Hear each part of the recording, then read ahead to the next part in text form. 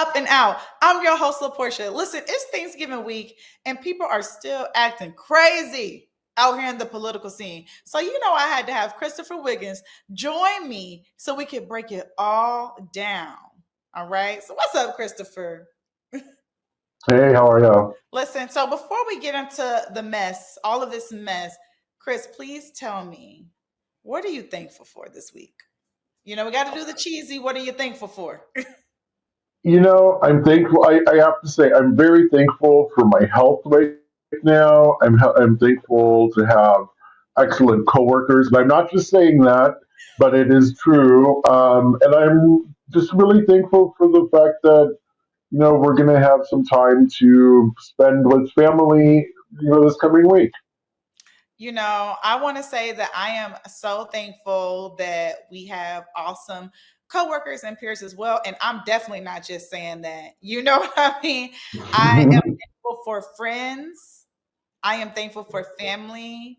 And I am thankful for perseverance.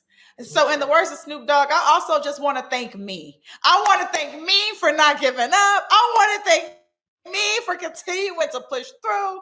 And I want to thank me for having Christopher Wiggins on because I know he's about to Uh, do everything that Santos is doing. So now to the craziness. Now since we got that out of the way, what were some of the craziest things Santos reportedly spent his campaign funds on? yeah, so it was really kind of crazy. Last week, the ethics report from the U.S. House of Representatives came out about George Santos, and it revealed that he was spending some money on extravagant things, including about $10,000 at luxury retailers like Ferragamo and Hermes.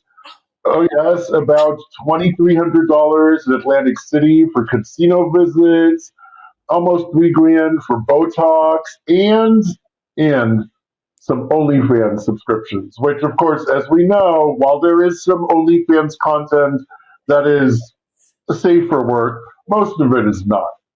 You know, Here's the thing. Listen, I gotta be real. I ain't mad at the Botox because you gotta have a face that look okay if you're gonna try to run. I know it. He gotta find somewhere to put all that evilness in, and gotta remain stiff.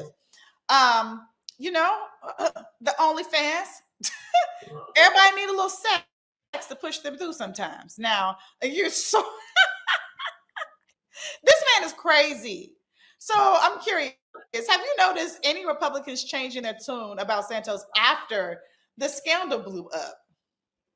Yeah, so several weeks. Well, let me go back some. Back in the earlier part of the year, Democrat Robert Garcia entered a resolution to expel Santos after his initial lies came to light. And then a few weeks ago, Republicans joined the cause and also issued a resolution to vote on his Santos's expulsion, and he survived both of those previous votes. But it does appear that the tide is turning and that his fellow Republicans now have come around to deciding that they will likely vote to expel him. And that resolution, which was brought by the Republican Ethics Committee chairperson, will likely be voted on when Congress comes back from Thanksgiving. It's interesting because the one thing that I find consistent that like Republicans, definitely try to always condemn is sex content. And I feel like the OnlyFans is the thing that pushed it over there. Republicans will publicly deal with gambling, lying, having voting for a president that says they will grab you by the pussy. But it's something about like sex work that just it's like they were like, that's it. And I think that George Santos forgot that his last name is still Santos, and then that also plays a factor, if you know what I mean. So, Yes. at least from the Republicans. So, what kind of trouble is Santos looking at here, Christopher?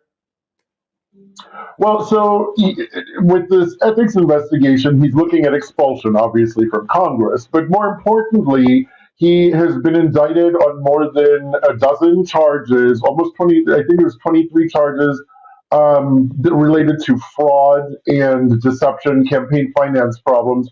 So ultimately, he is looking at some serious jail time if he were to be convicted.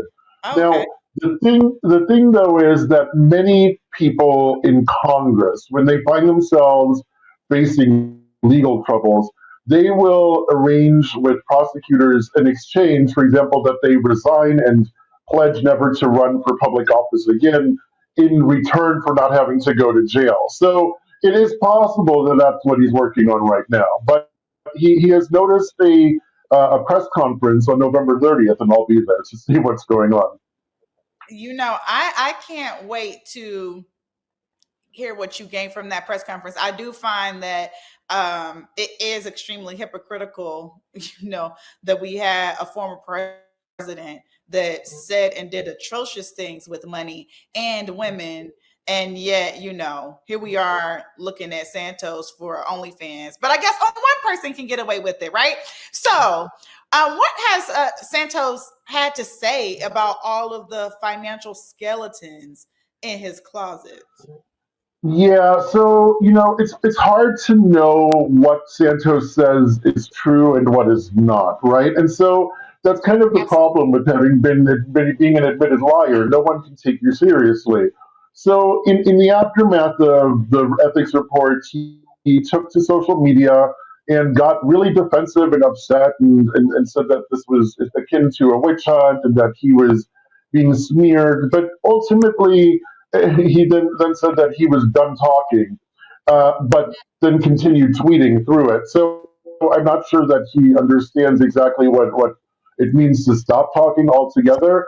But that's just kind of the game that he's playing currently. So he was very critical of people releasing the report, but he did say that because of attention he wanted to pay his family, and in order to not put them through any more of the stress, he would not be seeking re-election, which is something that he had been saying that he was going to do. So what is it? What's going to happen with his seat?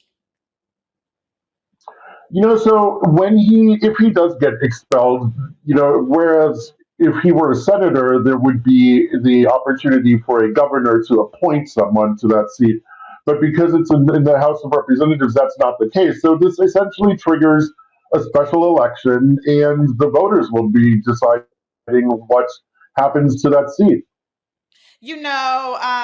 So what's the word on the street in DC? How are lawmakers reacting to the news? I mean, you have to be one special dose of stupid to spend campaign funds on anything other than what should be spending it on, and think that people are not going to find out where their money is going, especially if you're out here trying to be Trump too and also pretend like you're better, but in actuality you're doing all this. I had to get all that out, Chris, but go ahead. What are they saying in DC? So understandably, most Democrats are really, saying that Republicans are hypocritical for not expelling this person, the two rounds that they had the opportunity to do before. Of course, now, that this has kind of come to a head, and we're at the point where, as you said, the sex scandal is the part that Republicans have a really hard time stomaching. I think that a lot of them are going to pile on and continue to push for his ouster. So it really seems like the time is getting short for George Santos on Capitol Hill. Well, play stupid games. You know what they say, win stupid prizes. So have a happy Thanksgiving. I hope he at least recorded some of his stuff from OnlyFans. That way he can watch it over and over again, because the money gonna be running dry. But you know what? I don't feel bad for that MFF all right. So thank you so much for joining me, Christopher. As always, I can't wait to have you back next week or the week after. I know we're all on holiday break. So have a happy Thanksgiving. Happy Thanksgiving.